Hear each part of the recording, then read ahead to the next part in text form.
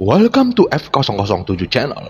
Dukung terus F007 Channel dengan like, share, comment, and subscribe. Melanjutkan cerita berikutnya dari Battle Through the Heavens.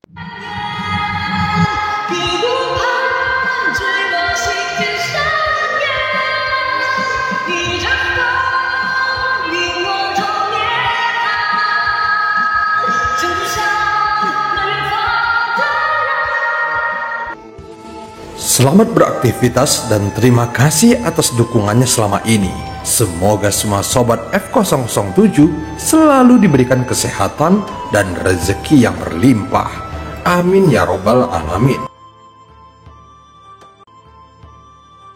Pada part sebelumnya, Xiaoyan merasa ada hal yang aneh dengan reinkarnasi yang dilakukan oleh Yang Mulia.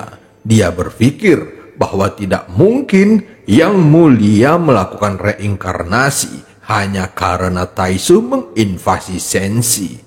Dan dia meyakini ada hal yang lebih serius di balik ini semua. Xiaoyan juga berencana akan berteman dengan klan Qimi. Bagaimanapun dia merasa bahwa sosok nomor 4 mungkin berasal dari klan Qimi. Dengan waktu pertemuan di alam dewa kekacauan yang sudah semakin dekat, Xiaoyan juga berencana akan memanfaatkan nomor 6 yang sudah terkonfirmasi berasal dari Taisu. Saat melihat peti mati berwarna merah darah di depannya, Xiaoyan merasakan bahwa Yan Yuan telah memasang beberapa formasi di atasnya untuk menyegelnya. Namun segel ini membuat Yongdong tidak bisa melepaskan diri dari peti mati berwarna merah darah ini. Kenapa ada formasi? Sungguh merepotkan.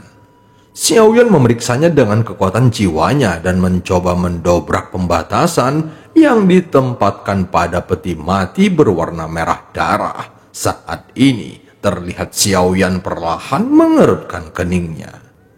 Sungguh pembatasan yang kuat. Xiaoyan mencoba memecahkannya selama setengah hari, namun dia mendeteksi bahwa pembatasan itu seperti labirin. Dia sebenarnya bisa saja meminta bantuan Goyan, namun dia khawatir keberadaannya akan terdeteksi oleh keberadaan yang lebih kuat di sini, sehingga dia memutuskan untuk mengandalkan dirinya sendiri. Bagaimanapun, ini bukan tentang hidup dan matinya. Walaupun pembatasan itu seperti labirin, tentu saja itu bisa dipecahkannya, tetapi dia membutuhkan waktu yang cukup. Saat melihat peti mati berwarna merah darah, Xiaoyan tiba-tiba merasa sangat marah. Dia kemudian mengencangkan jarinya dan mengangkat tangannya, lalu meninju peti mati. Namun jika dia melakukannya dan tidak bisa mengontrolnya, apakah peti mati ini masih bisa dipertahankan secara utuh atau tidak? Saat berikutnya, terdengar suara ledakan dan peti mati berwarna merah darah itu tiba-tiba bergetar hebat.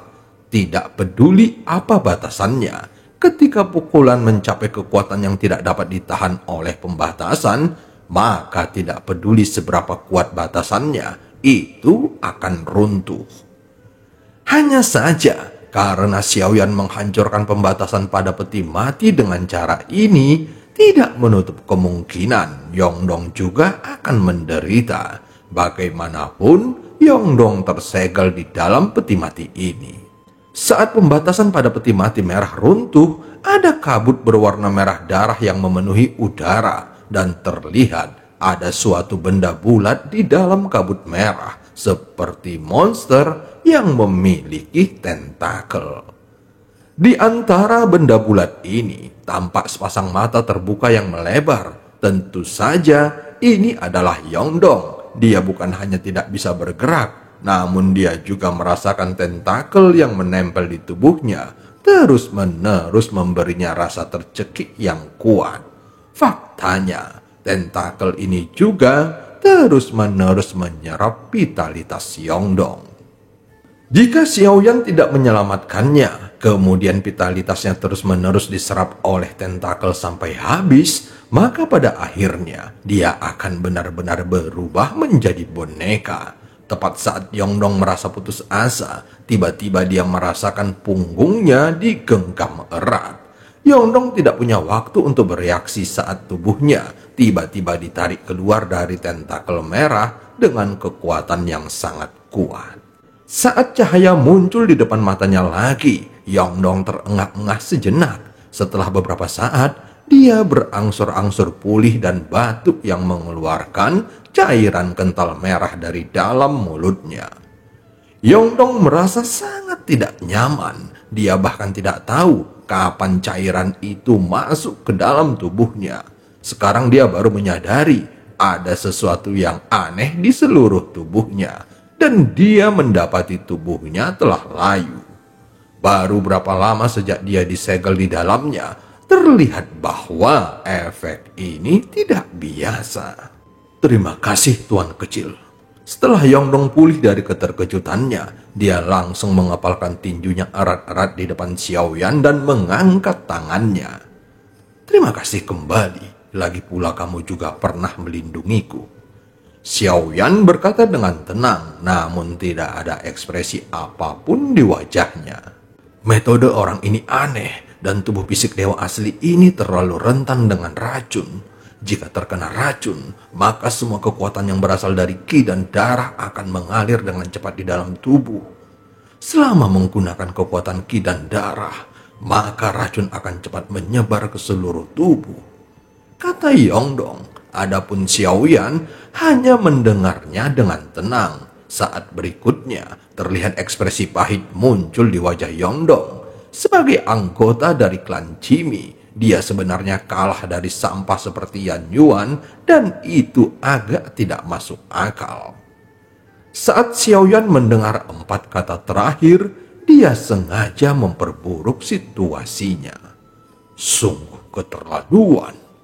Suara Xiaoyan keluar perlahan, namun dia merasa begitu jari pembunuh bintang digunakan oleh Yongdong, sebenarnya Yan Yuan kesulitan menghadapinya. Jika sesuai dengan apa yang dikatakan Jin Huansen, maka jari pembunuh bintang ini adalah salah satu keterampilan bertarung inti klan dewa asli, dan seharusnya Yongdong yang masih berada di bintang 8 tidak bisa melakukannya. Tentu saja Xiaoyan juga mengetahui secara spesifik tingkat kerahasiaan dari jari pembunuh bintang ini. Benarkah hanya keluarga kerajaan klan dewa asli yang bisa mempelajarinya? Xiaoyan mencoba mencari tahu secara langsung. Aku benar-benar ceroboh dan tidak ada cara untuk melawan racunnya. Yongdong sepertinya tidak memahami maksud kata-kata Xiaoyan, dan dia hanya bergumam sambil tersenyum masam. Saat ini, Xiaoyan menatap Yongdong dengan mata yang dalam dan mencoba mencari kekurangan di dalamnya. Namun yang terakhir tampak sangat biasa dan sepertinya tidak menganggap kekalahannya sebagai masalah besar. Apakah kekuatanmu sudah jatuh ke dewa asli bintang 7? Xiaoyan tiba-tiba melihat ke alisnya dan mendapati segel bintang 8 di alis Yongdong hanya tersisa 7. Lalu mengajukan pertanyaan. Itu kugunakan untuk melawannya, dan aku harus menggunakan kekuatan bintang rusak.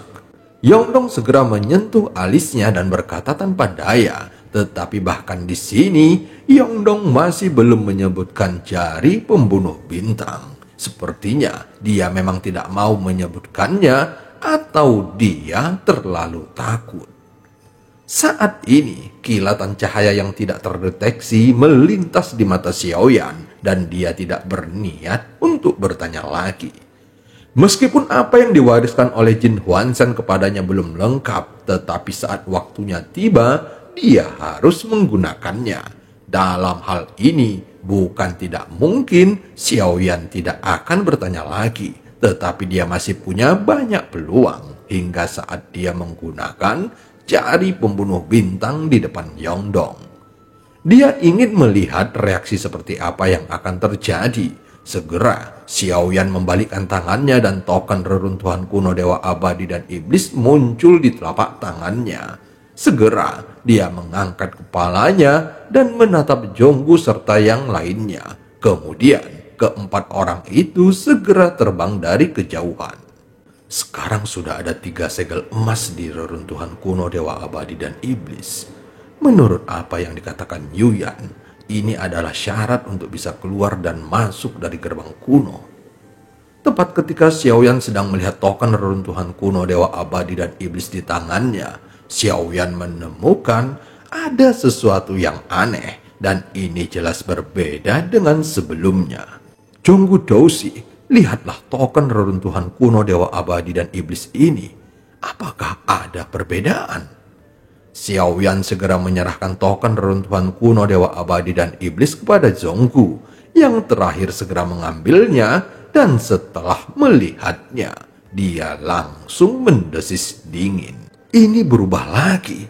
Token reruntuhan kuno Dewa Abadi dan Iblis sebelumnya terlihat seperti sebuah pecahan bersudut dan tidak rata. Lihat, di sini jelas ada sisi datarnya. Jonggu segera mengetahuinya dan berkata, saat mendengar kata-katanya, Xiaoyan segera mengangkat alisnya sedikit. Sebelumnya, token reruntuhan kuno Dewa Abadi dan Iblis ini diberikan oleh Permaisuri Suyu. Dikatakan bahwa token ini tidak lengkap.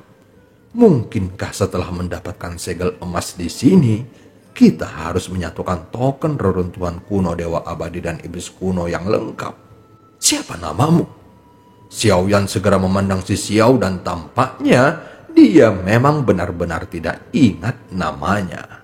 Tanyakan saja apa yang ingin senior ketahui. Si Xiao segera menanggapi Xiaoyan. Sebelumnya, kamu mengatakan bisa pergi dengan 3 segel emas. Kemudian setelah pergi, apakah aku masih bisa memasukinya lagi? Ketika si Xiao mendengar ini, matanya mengungkapkan sedang berpikir. Dia tertegun sejenak sebelum menjawabnya. Aku sudah lama terjebak di sini. Tetapi sejauh yang ku tahu, setelah pergi dari sini, maka token reruntuhan kuno Dewa Abadi dan Iblis akan menghilang, sehingga tidak bisa lagi memasukinya.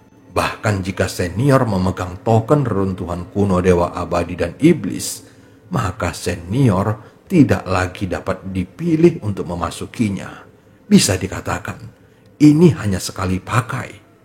Xiaoyan berpikir bahwa bahkan seseorang sekuat Yuyan pun diusir dari sini. Hal itu membuktikan bahwa tempat ini bukanlah sesuatu yang bisa dimasuki hanya karena menginginkannya. Di tempat ini, total ada 6 istana dan itu artinya bisa mendapatkan 6 segel emas. Jika aku mengumpulkan 6 segel emas, bisakah aku melakukannya? Sepertinya sekarang kita harus pergi ke istana surgawi. Xiaoyan memandang si Xiao yang terakhir tersenyum pahit setelah mendengar kata-katanya. Ini memang di luar pemahamanku.